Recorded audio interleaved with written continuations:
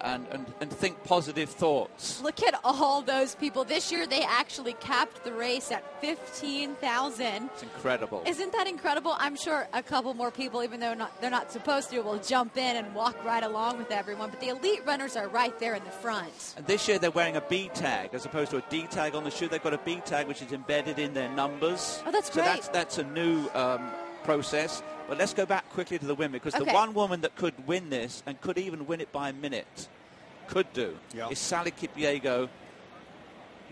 And where is she from? She's from Oregon Track Club in Oregon. All right. NCAA champion. She ran 14:38 for 5K on the track last year in Brussels, 6 seconds faster than the American record. Wow. So she's in good shape. She could take it all. She could take it all, and she could win convincingly. Could. What are we expecting for the first mile? What kind of time? About a 4.5-minute mile or so from the men? 4:30, Logan, I think would be good. They have gone through in 4:20 before, but I think 4:30 would be good. And then I think it will shake out on the hill. Somebody will make a move on the hill. Let's listen to the start. Here we go. We're just seconds away. The 74th annual Manchester Road Race. You're just looking about at to get underway. 15,000 runners.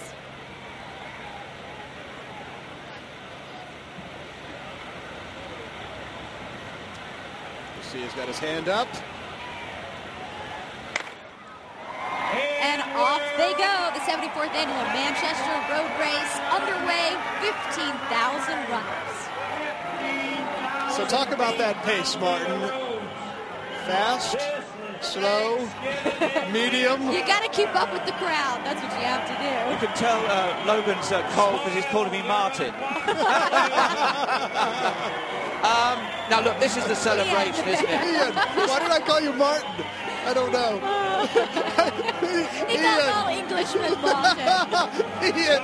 This is a great look at the celebration, Sarah. I mean, this is just glorious. That's really what this race is all about. We were talking about, yes, there are the elite runners. They're competing, but this is a family event. This is a tradition for not only Manchester, but for the entire state of Connecticut. Families are out there, and everybody's dressed in costumes, as we saw. We're having a great time on this Thanksgiving Day on the 74th annual Manchester Road Race. So I think this is as big. Sorry, Logan, I've got your name right. Who is this in the lead right here? Oh, goodness. Now the camera's panned away. Yeah, that's okay. I think this event is as big in Manchester, Connecticut as Prince William and Katie Middleton's wedding will be next year. This is how big this is. Oh, my goodness. Look at all those people. A second ago, we saw the red, white, and blue men all spray painted. But look at all those people celebrating, having a great time. It's just a magnificent scene. This is an event. It is an event. An occasion. It's a family event. Yes, very much so. They don't care what time they're running. No, they're just going to have a good kidding? time. They've already been celebrating. And it really goes to say what an important tradition this is for everyone here, to see these people in costumes and no shirts on, and some of their costumes barefoot. You know, nobody cares how cold it is. They're out here to have a great time and celebrate. And really, I think these people would be here, rain, sleet, or snow. I believe they would, because this has become that event of the year here in Manchester, Connecticut, assuredly. Started back in 1927. Borid Marathon, I believe they just said, is in the lead. Who did you say? I think they just said Borid Marathon. And am I saying his name right? Was he even a contender? But I keep seeing him. Oh, well, Morad Marafit from, yes. From now living in Kentucky. He's Moroccan. But I kept seeing him turn around and look at the people behind him, and I don't see many runners do that as they're running in the lead, turning around and looking at who's behind them. He's got company now. Well, Bobby Mack is behind him, we're being told. So it looks like Bobby why does Mack. Keep turning around? Well, he's looking for company. It gets lonely out there, Sarah, when you're winning. At that stage, I don't think they want to be out on their own. That's probably why he's looking back and he's thinking, are they coming with me or am I having to go? It's like birds. They can use the wind from the person next to them. And he's got to make a decision. If they gain 30, 40 meters, do they then maintain that pace or do they wait for them to come? The smart ones are just watching them. Why would you want to wait for somebody to come up and join you if you're already ahead? Because you're afraid of the commitment you've already made, Logan. Yeah, you know that. Don't feeling. I know it? Yes. Okay, so here we are. Here are the runners. Good pace, it looks like. Strong This lead. looks solid. If we got a mile split, that would help us, but that's only a 10-meter gap. That's nothing. And they're in their singlets. But they really run so close together. That body heat. Body warmth. Now, they're just as you say that, they just as separate. I say that, yeah, they take off. Well, it's an early lead. You don't pay much importance to the first mile. It's what happens on when they turn that mile corner and they go up the climb. That's when we'll see. I suspect they won't be there on their own for very long. But who knows? Who knows? We've been wrong before. We certainly have. And that's the beauty of this sport. You just don't know. Maybe one of these guys, it's going to be his day in the sun. But, I mean, you can keep this energy up, though, I would feel like, during this race, because there's music, there's people cheering you on all along the race route. There's great food, there's bands, and it's really a fun race to run. Oh, my goodness, look at this sight. What a great scene. It's still coming through. 4.5 minutes, and they're still coming through the start line. And really, that's why they capped the race at 15,000 this year, because they didn't want the winners coming in and people still crossing the start-finish line. So Bobby Mack is in first place. He's 26 years old. He lives in Raleigh, North Carolina. He's actually a 2008 graduate of North Carolina State University. He actually earned All-American honors as a cross-country runner. He's number 14. We've been following him. He posted a personal best record of 13:39 in the 5,000 meters. So we'll see if he can hold on. Bobby Mack in the lead right now at 5 minutes into this. Well, I suspect they're not going to get through that finish line until about 10 minutes. Really? And I love how they're running through and the kids are jumping up and hitting the sign as they pass through. If you can see them. Here we go.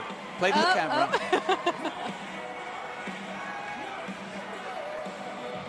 Are we concerned about Heron Legat not being in the top couple right now? He won last year.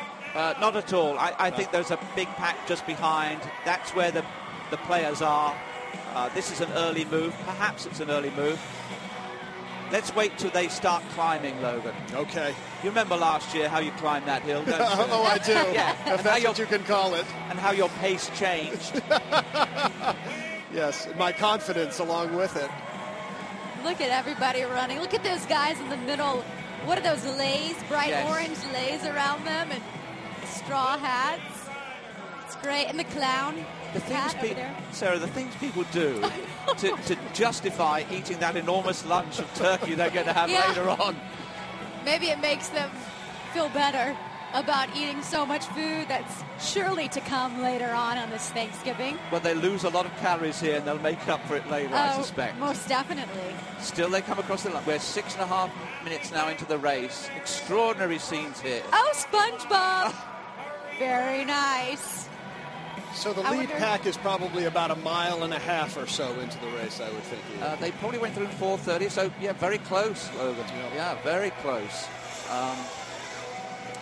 We're hearing they're approaching the 2-mile marker right now. Hopefully we'll get some shots of them in a little bit. Well, that's where Jim Altman is. That's towards the top of the hill over by Highland Park Market at the 2-mile mark. And then, of course, they'll have the downhill portion once they make that drastic left turn. We'll get a feel once we see the shot of them at the top of the climb. Depending on how they're looking, then we'll give you a lot of insight into, how they will finish in the race. We'll see how it all plays out. Of course, we haven't had any news from the first female yet. That's going to be really interesting. As I said earlier, Sally Kipyego does come in as the outstanding favourite. The race of second could be interesting. Of course, she's got to deliver now, hasn't she? I'll put her under pressure. And Bobby Mack is still in front, we're hearing. He, of course, is the 26-year-old from Raleigh, North Carolina. He's been in front for now quite some time. And he's a good cross-country runner, because I believe you have to be a good cross-country runner on this course to be used to the ups and downs. He won the Capital City Classic 10K road race earlier this year in Raleigh, and a 10K is 6.2 miles, so that's a little more than this 4.75-mile run here, so he knows the distance. And assuredly he'll be in the top 10.